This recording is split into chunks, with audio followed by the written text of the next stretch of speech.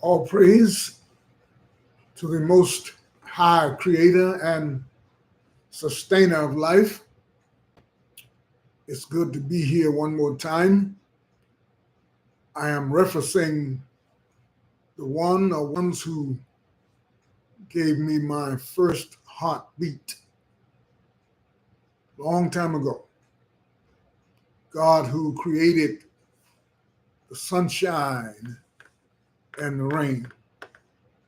Somebody said that was science. Then I praise the God that created science.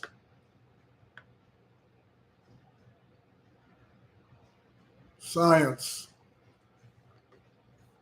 the God that created science, is the God that I praise. Thank you for being here again. Thank you for your life and for your good works. And woe to them who discredit the Creator through their works of hatred, those who oppress the very ones that they claim to love and serve. We all have our problems and we need to be working on them. And we need to be working on them to overcome them and not to allow our issues to overcome us, particularly in the church. However, many times it seems that the latter happens. The church slash leadership time and time again becomes overwhelmed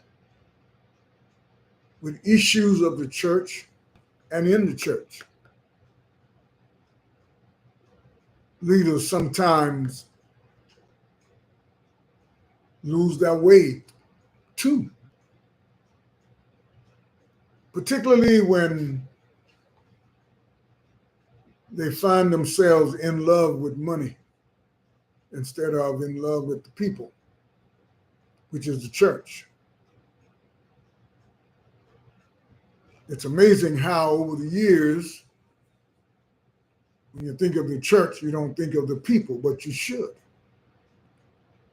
It's much like when you think of the country, you don't think of the people, but you should. So they go astray when they start to love money. No wonder Paul, good evening. No wonder Paul warned the brothers about the love of money instead of loving the people, which is the church. I am honored to be alive and to be here today to talk about anything, but to talk particularly about the possibility of bringing glory to an invisible, omnipotent, omniscient, omnipresent God. Thank you for being here. Thank you for your subscriptions. The views of the channel are increasing. And thank you all very much. I am increasingly happy when I wake daily after all of my failures and mishaps, when the Creator extends another day to me.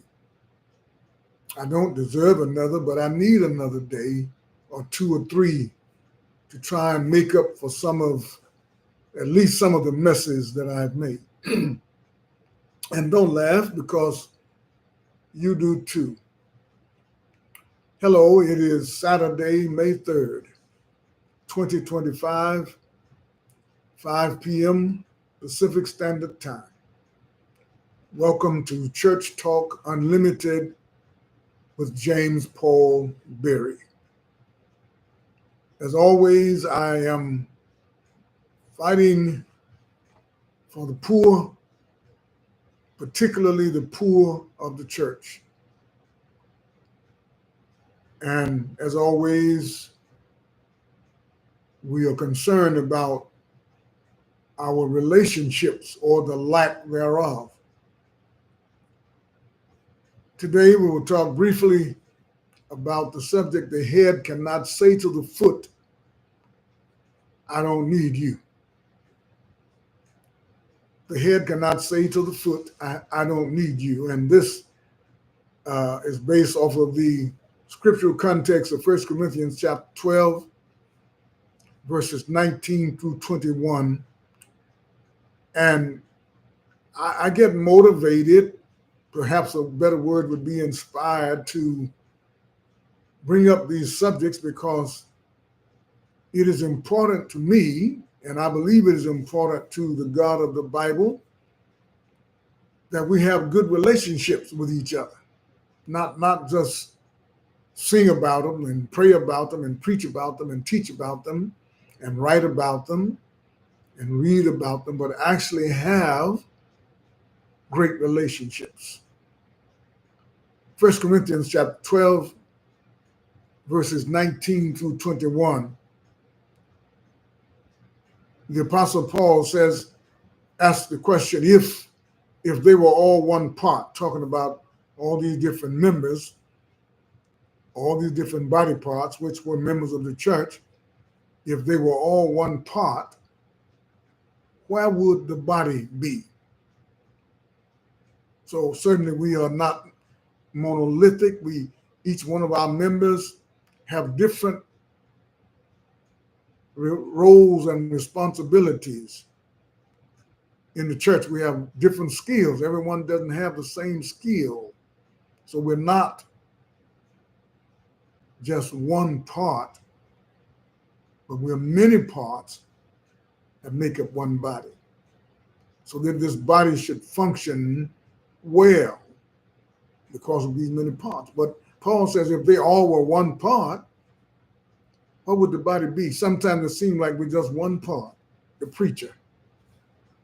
And I'm not hateful of preachers. I'm a preacher myself. Jesus said, if a house divided against itself shall not stand. So Paul said, if I preach things that I do myself, I make myself a transgressor. So I'm not against preachers. I'm against preachers making it seem as if the church is just one part instead of one body. If they were all one part, why would the body be? As it is, there are many parts, but one body. So there are many parts that make up one body. And this is the part that we are very concerned about. Verse 21, the eye cannot say to the hand, I don't need you. And the head cannot say to the feet, I don't need you.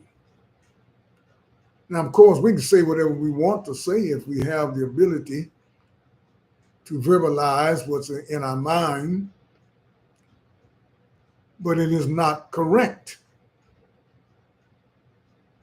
But how many of us in the church of Christ, the one that Jesus said in Matthew 16:18, upon this rock I will build my church and the gates of hell shall not prevail against it.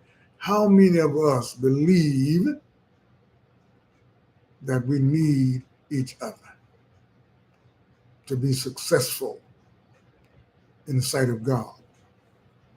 The eye cannot say to the hand, I don't need you. And the hand cannot say to the feet, I don't need you. Do we really believe that? Paul says we need each other. Regardless of how skilled we are, and of course, some members are skilled more in some areas than others. Some have more wealth than others. Some have more experience than others. But we can't say that we don't need each other. Paul I think, was telling the church something that was important then and is important now. Every part of the church is important. And I'm talking about the people now. I'm not talking about the building. Every part of the church, every member, every baptized believer is important, equally important. not just the skilled, the highly skilled, not just the highly educated, not just the bougie, not just the preachers, the elders, deacons, the teachers, the leaders, the administrators, not just the musicians, not just the church celebrities, not just the rich. No. Right down to even the poorest, most ignorant, weak-minded member of the church is important in God's house, in God's family, in God's church. Some of our failure in terms of showing the world that we are who we say we are has been because we have carried around with us the attitude that we don't need certain people in the church. The Bible says we lie.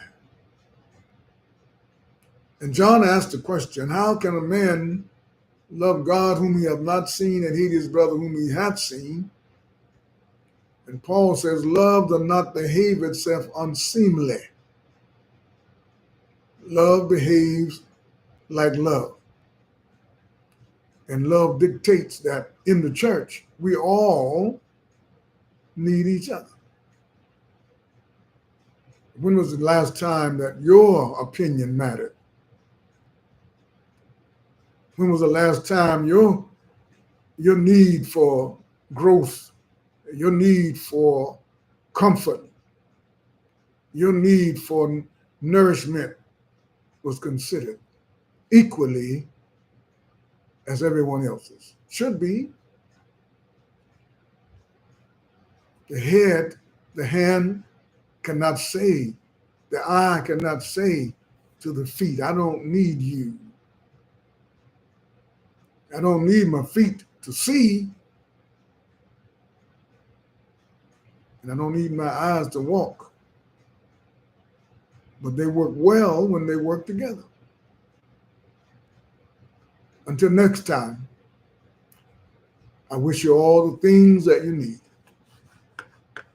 God bless.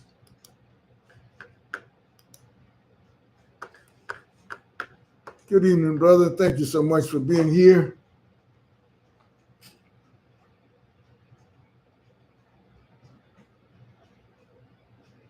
Yes, brother. Yes. We need to work together to deliver some good news continuously to this world. All is not lost.